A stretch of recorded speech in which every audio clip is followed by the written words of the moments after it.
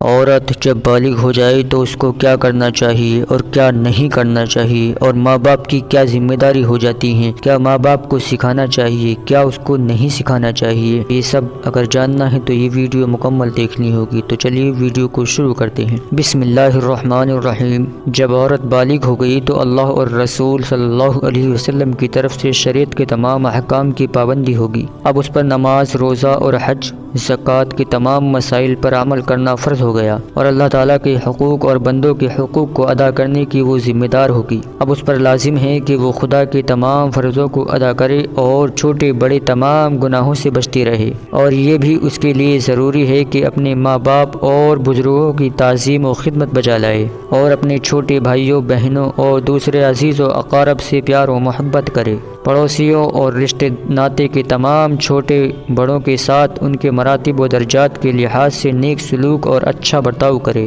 اچھی عادتیں سیکھے اور تمام خراب عادتوں کو چھوڑ دے، اور اپنی زندگی کو پورے طور پر اسلامی ڈھانچے میں ڈھال کر سچی پکی پابند شریعت اور ایمان والی عورت بن جائے، اور اس کے ساتھ ساتھ محنت، مشقت اور صبر و رضا کی عادت ڈالے۔ مختصر یہ ہے دوستو کہ شادی کے بعد اپنے اوپر آنے والی تمام گھریلو ذمہ داریوں کی معلومات حاصل کرتی رہے کہ شوہر والی عورت کو کس طرح اپنے شوہر کے ساتھ نباہ کرنا اور اپنا گھر سنبھالنا چاہیے۔ وہ اپنی ماں اور بڑی بوڑھی عورتوں سے پوچھ کر اس کا ڈھنگ اور سلیقہ سیکھے، اور اپنے رہن سہن اور چال چلن کو اس طرح سدھارے اور سنوارے کہ نہ شریعت میں گنہگار ٹھہرے، نہ برادری اور سماج میں کوئی اس کو طعنہ مار سکے۔ کھانے پینے، پہننے اوڑھنے، سونے جاگنے، یہاں تک کہ بات چیت، غرض ہر کام ہر بات میں جہاں تک ہو سکے خود تکلیف اٹھائے، مگر گھر والوں کو آرام و راحت پہنچائے۔ بغیر ماں باپ کی اجازت کے نہ کوئی سامان اپنے استعمال میں لائے،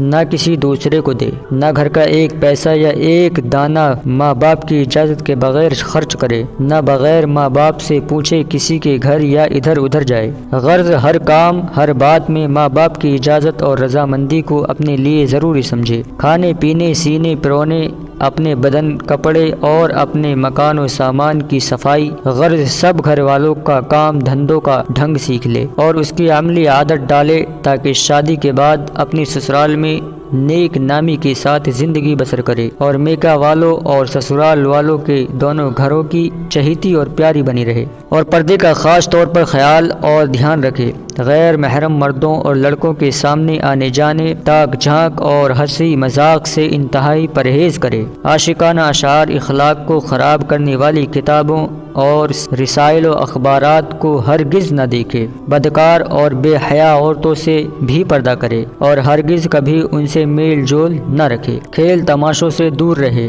اور مذہبی کتابیں سیکھے، اور قرآن کریم کی تلاوت اور نماز کی پابند رہے۔ یہ تمام عادتیں اپنے اندر ڈالے کہ آگے جانے کے بعد، یعنی مثلاً سسرال جانے کے بعد، کوئی پریشانی اس کو پیش نہ آئے۔ تو یہ تمام فرائض عورت کے ہیں، یہ عورت کو لازم سیکھنے ہوں گے، تب عورت کی زندگی انشاءاللہ انتہائی خوش و خرم ہوگی۔ اگر سانسوں نے وفا کی اور زندگی رہی تو انشاءاللہ حاضر ہوں گا آپ کی خدمت میں ایک اور ویڈیو لے کر۔ تب تک کے لیے اجازت دیجیے، خدا حافظ۔